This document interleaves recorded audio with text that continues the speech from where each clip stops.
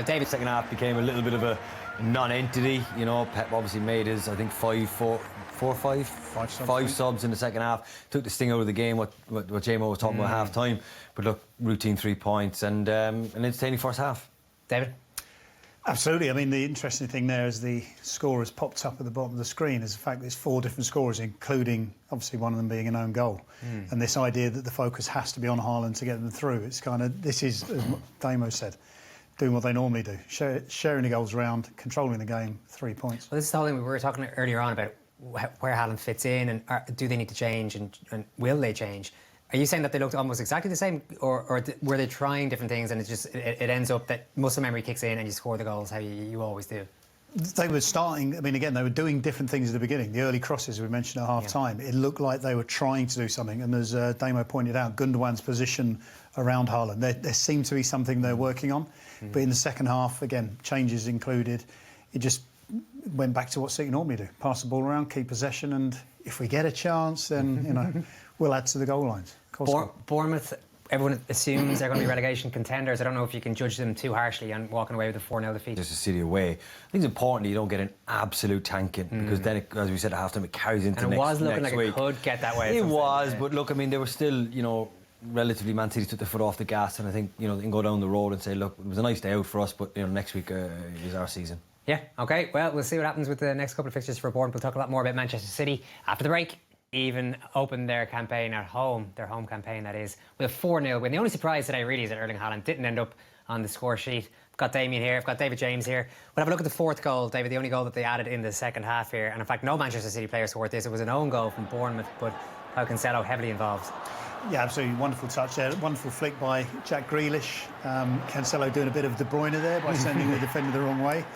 And Lerma just couldn't sort his feet out quick enough. But what I found interesting, because this is when Haaland's off the field, that what we were talking about with the perceived plan has kind of gone out the window because Haaland wasn't there.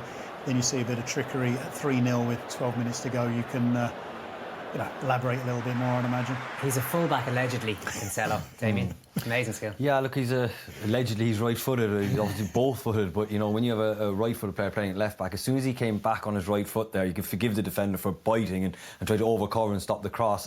Then he chops back on his left foot and he's probably equally as good. So it's a tough situation. Unless you've got help there as a defender, you know, that you can overcover and hope that when he does chop back, someone's there to cover you. But it's a lonely place when you're out there against him. Would you be critical of Lerma? Was it I came way too fast. It was just flashed across goal that just hit him. He felt that hit him as opposed to seeing it, and before you know it's in the back of the net. No. Kevin De Bruyne, I think, is everybody's player of the match, and it's you know, it's just a joy to watch this guy. He is, and we're going to see, you know, his highlights pack. Early on in the game, he just starts whipping balls in. I think as a defender, when you go to the area, you want 10 minutes of the game at a nice pace to find your feet, get your rhythm. This guy doesn't give it to you. You know, the first time balls flying in there and you were on tenterhooks early doors, and then he just takes over the game, dropping in and picking up balls and dominating. But look, he's a joy to watch. We've seen it for a number of years now, and I'm most certainly delighted watching him. Yeah, I find what was interesting, I mean, the balls going in early, people weren't getting on the end of them, so you could argue they weren't the perfect ball. That ball there, nutmegs, Foden going through. Travers unfortunate because of the deflection. And this, you know, I could record this and watch it on the plane home. The dummy there throws Kelly all over the place. Corner, goalkeeper, no chance. Last man of the match. I wonder at what stage does he know what he's about to do? Do you know what I mean? Does he immediately know? Probably in the changing room. Yeah, he's just got that much vision. So, when you're talking about all the great players that Man City have seen over the last decade or so, is he as good or even better than your David Silva and company and Aguero and these guys? I mean, Aguero, obviously for scoring goals, was awesome, but you had to get the ball to him. Silva was fantastic with regards to company, defending fantastic. But what we're looking at Kevin De Bruyne is someone who basically runs Man City's football team. His statue is probably already being built. His statue is probably being built. The man himself, I believe, is standing by. Kevin, congratulations. A great win for City, but I have to start with your goal. It was a sublime piece of skill to finish. What was going through your mind as you struck it? Yeah, I'm not sure, you know. Phil gave me the ball and I was driving to the defender, and I think in the beginning he was giving me the outside, so I was trying. But then he was backing off and he was closing more the outside, so I saw the gap, tried it, and it went in well. It's something that just seemed to come so naturally to you. Is that something you practice, or is that just in you? Well, obviously, when I was young, I tried everything, and I got told off a lot of times of doing different things. But you know, it's something that is important, you know, to do inside, outside, both feet, because it can help, and today it did help. That seemed a comfortable win for Manchester City. Is that fair? Well, I think so. Obviously, the circumstances are hard. It's so hot. The pitch wasn't great, so makes it all the more difficult. But obviously, leading 3-0 fairly quickly in the half makes it easy. And you know, even in the second half, they were defending so deep. So we didn't give too much away. But I think we can still go up a level. I was watching you in the first half, in particular, speaking to Erling Haaland about some of the movements and some of the play. As a team, you seem to be adapting to him very well. He didn't get his goal today, but he got an assist. No, he played really well. Obviously, it's so tight. You know, I don't think. No, he played really well. Obviously, it's so tight. You know, I don't think in Germany he played a lot of games where the other teams were so defensively narrow and onto the goal, so it's something he has to adapt. But I think he did great, and obviously with a spare man with Gundo, he found him perfectly, and he set us up to the start of the win. So he did what he had to do. Obviously he wants to score, but if he plays that way, it will be good. It left a lot of space for you to do your thing as well.